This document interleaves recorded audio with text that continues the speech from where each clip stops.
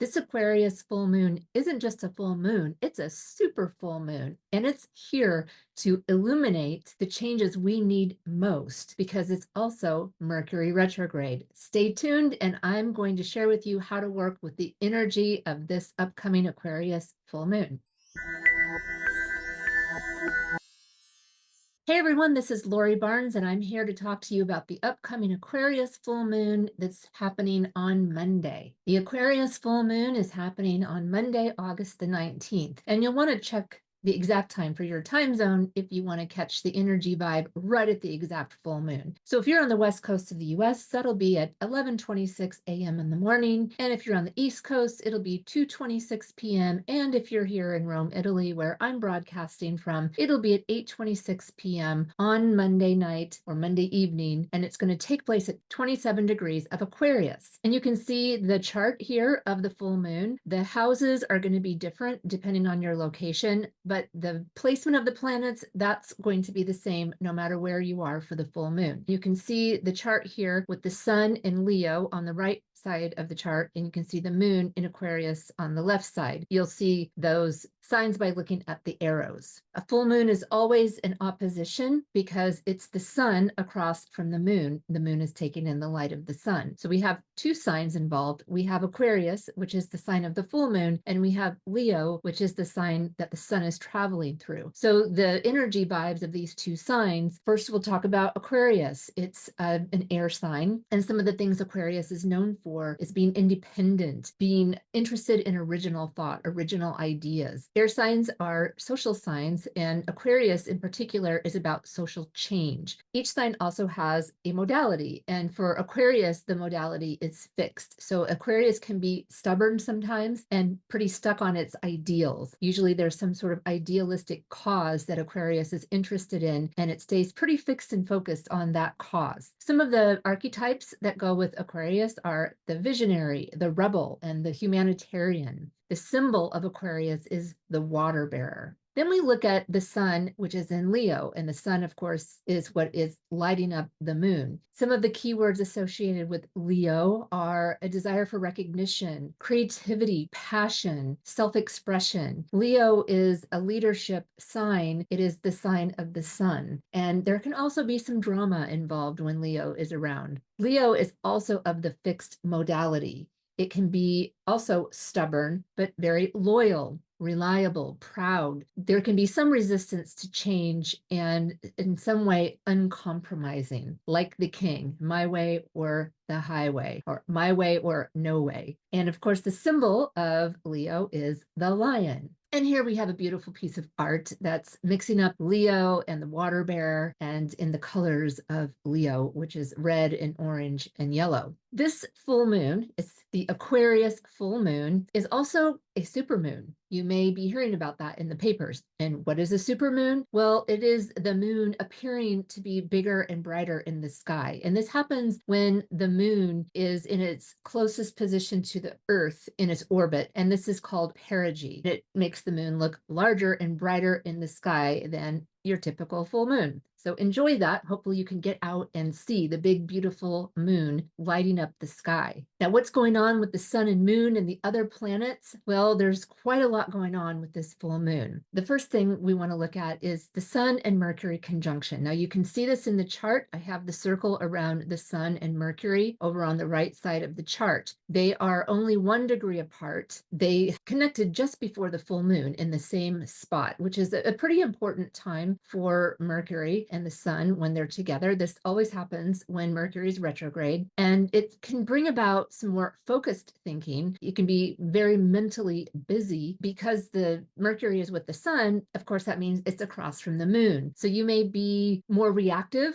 to what other people say, and you do want to be careful about how you respond or how you involve yourself in conversations. We also have the sun and moon involved with Mars, and you can see Mars down there in the piece of the pie, the house that says number 5. It is with Jupiter, and the circle is around Mars and Jupiter because they are actually conjunct. But right now what we're looking at is the sextile to the sun and the trine to the moon. It's trine the moon. They're both in the the same element of air, and it's sextile the sun. This is a harmonious type of connection, and it can bring a lot of energy into this lunation. Mars's energy, it's about doing things and getting things done. There's also a lot of mental energy because the moon and Mars and Jupiter are all in air signs, which tend to be about social and talking and mental type things. Gemini is one of Mercury's signs, and we know Mercury is retrograde. So there's could be like confusion, but really it's just like a lot of conversations, a lot of talk. And if you want to best use this energy, reflect back on something, review something that's already done, or work on a project that has already been started, maybe something that's been abandoned, because you can have a lot of really good ideas and you can put a lot of energy and effort into fixing something that needed to be fixed from before. Or you may find that now that you have been working on something for a while, that there are things that need to be updated or realigned. And there's a lot of energy available for you to do that.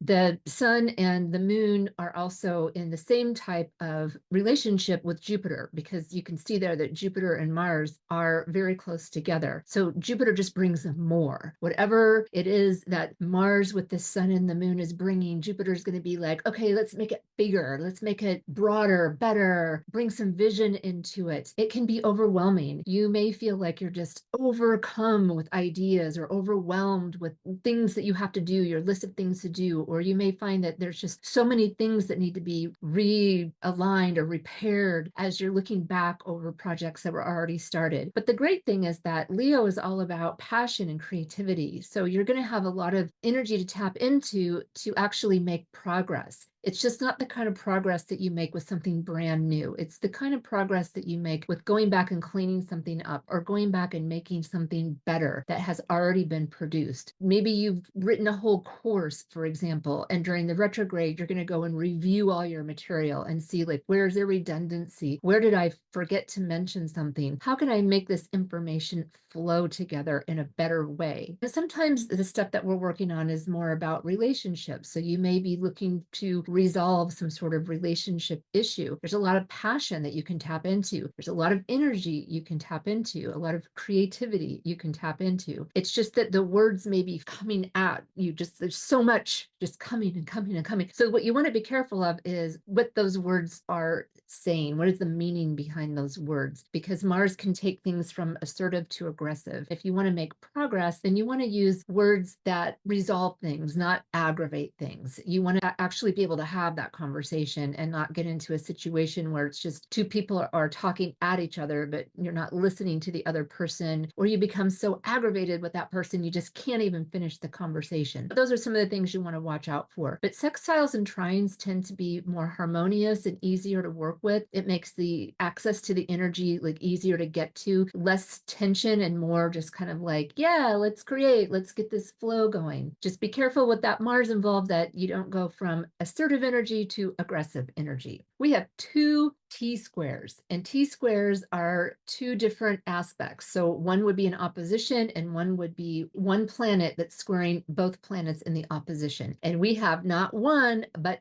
two of these in this lunation. So this is really important. It's like there's this tension kind of energy that's pushing us to do something, to take action, to make something better. We don't tend to move and get things done when everything's easy going and flowing. It's just like, oh, let's just stay right here where it feels nice. But when there's tension, when stress comes in, it's like, oh, I would want to get rid of that discomfort and make things feel better. That's what these T squares are about. They're like pushing for action, pushing to do something, to make something happen. The first of the two T squares is the sun and moon in opposition, which we already know because that's the full moon. But what comes into play is Uranus. And you can see that in the image here. We have Uranus down there in the fourth house, but really it's depends on where you are. It's only in the fourth house if you have an Aquarius rising chart, because that is what is on the ascendant in this particular chart. What we're looking at here isn't the house placement. We're looking at just the T-square. So you can see Uranus is down in Taurus at 27 degrees. That's exactly in the middle between the sun and the moon, also at 27 degrees. This is a fixed T-square. That means that there's a lot of stubborn energy here, or a lot of energy that's about maintaining the course. But we are in a Mercury retrograde, and this is a T-square, and that's about change. So what you want to look at is, where are you resistant to change? And it'll be really helpful if you have your chart and you can see where Aquarius, Leo, and Taurus are in your chart, because that's going to show you the houses. The houses tell you the topics and the themes, and that's going to give you more information as to how this is likely going to show up in your life. And then the other sign is Scorpio, because Scorpio is on the other side of Taurus. It's the fourth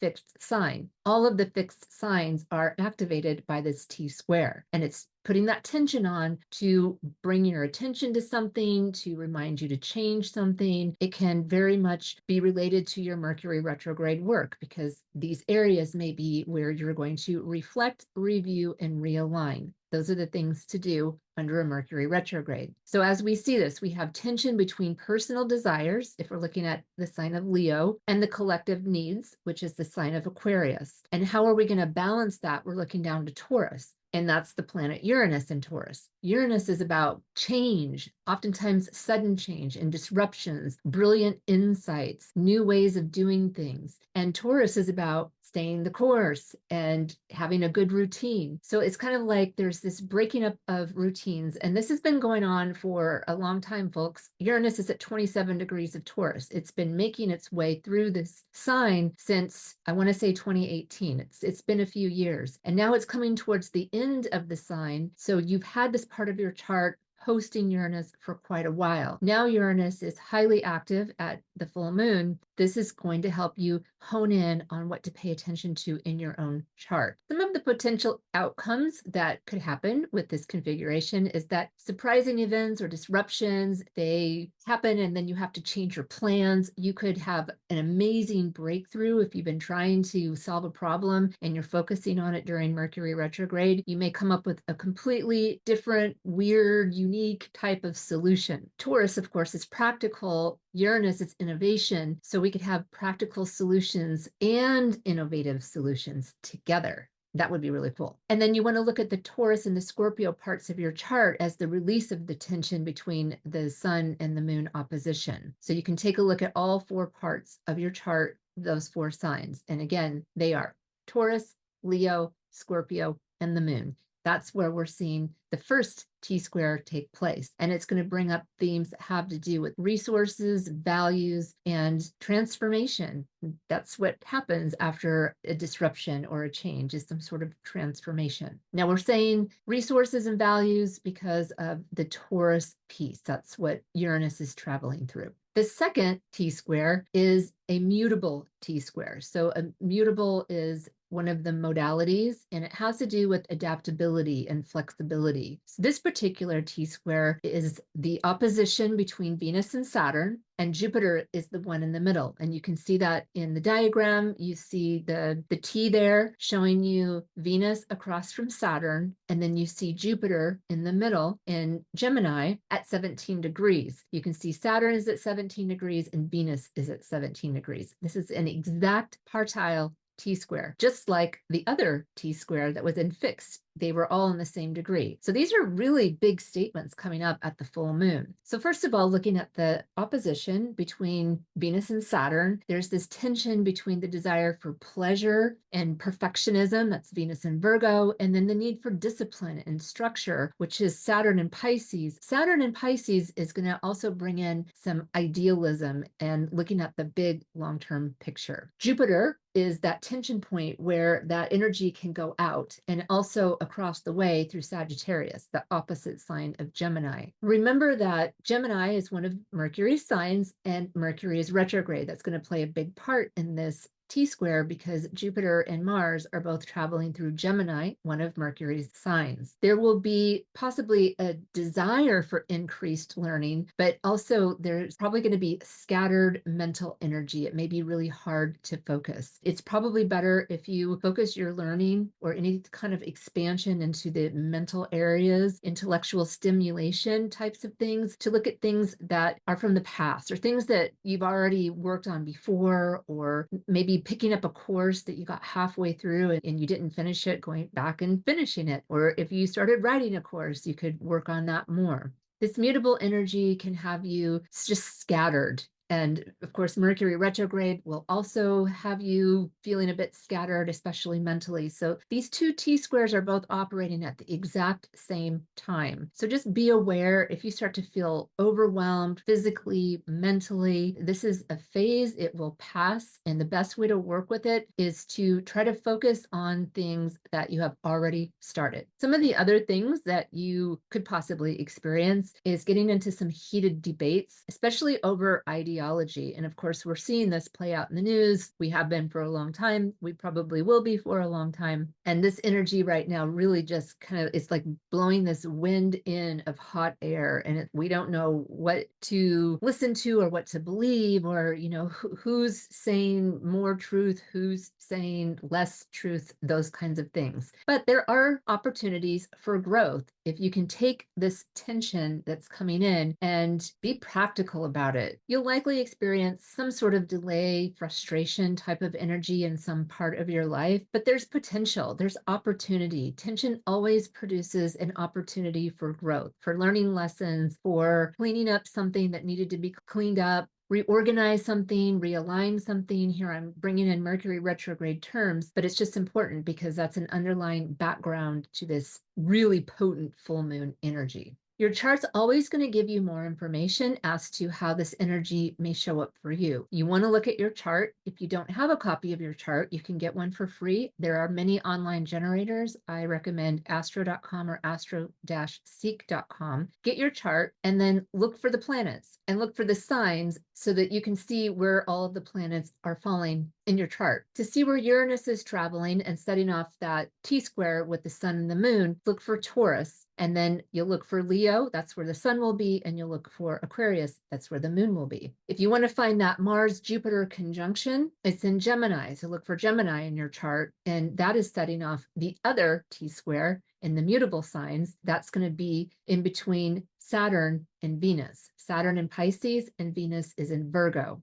Pluto will be in Aquarius. If you want to find Pluto in your chart, it's in the beginning degrees of Aquarius, and it's impacting anyone who has planets in fixed signs in the very early degrees of the fixed signs. You can look at Pisces, where you're going to find the planet Neptune and the planet Saturn. Here is just a quick short list of the different astrology houses and some of the topics associated with them. This isn't a comprehensive list, but it does have pretty much the main keywords that you're going to want to know. So once you have your chart, you know where the planets are falling, you can look at this list and see the topics that are likely to come up for you at the full moon. In case you don't have them, here are the Mercury retrograde dates. You're going to want to mark these on your calendar. The things that you want to do under Mercury retrograde: review, reflect, and realign. The retrograde is going to take place between 4 degrees of Virgo, and it's going to retrograde back to 21 degrees of Leo. So you'll want to look in your chart to see if any planets or angles are activated by the Mercury retrograde, because that's going to give you the information as to how impactful this Mercury retrograde is for you. If you don't have any planets or angles that are activated, then this Mercury retrograde may not be as difficult as some of the others when you do have planets or points that are activated. Some wise words from Michael Jordan: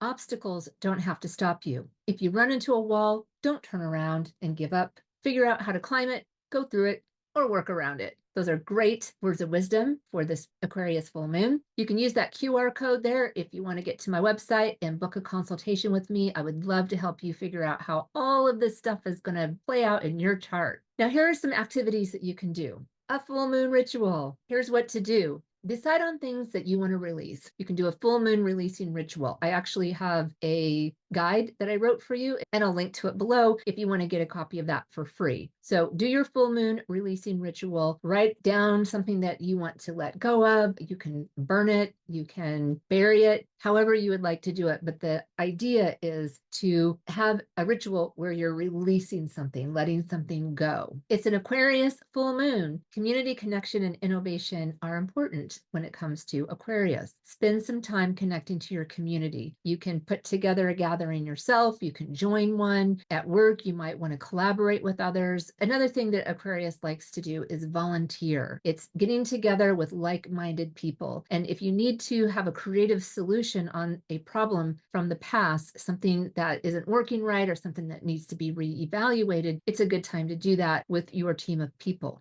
Reflect and reevaluate. It's Mercury retrograde time. We cannot understress how important it is to review, reflect, and realign under a Mercury retrograde. So take some time to do this. Revisit old projects, make plans to resolve old relationship issues. This is the time to do it. We have 3 Mercury retrogrades a year. We're in the middle of one right now, and it's just a great time to look back. And lastly, balance, individuality with collaboration. That is coming from the full moon in Aquarius and the sun in Leo. We're balancing this energy that's like the sun, me. I am the sun. I am the center of the universe. That's how all of us as people experience the world. The Aquarius perspective is looking at the humanity as a whole. I love the water bearer as the representation of Aquarius because it's the person with the jug of water on their shoulder. They're carrying the emotions of the world on their shoulder, and they're able to do that objectively.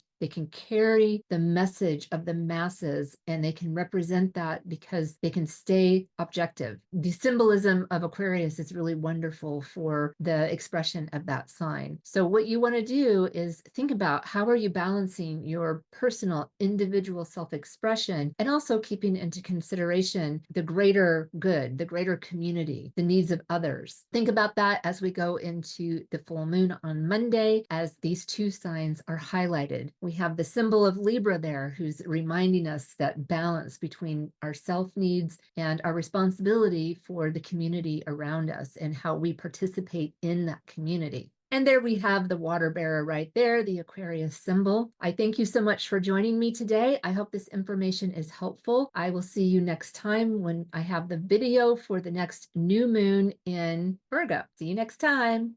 Ciao.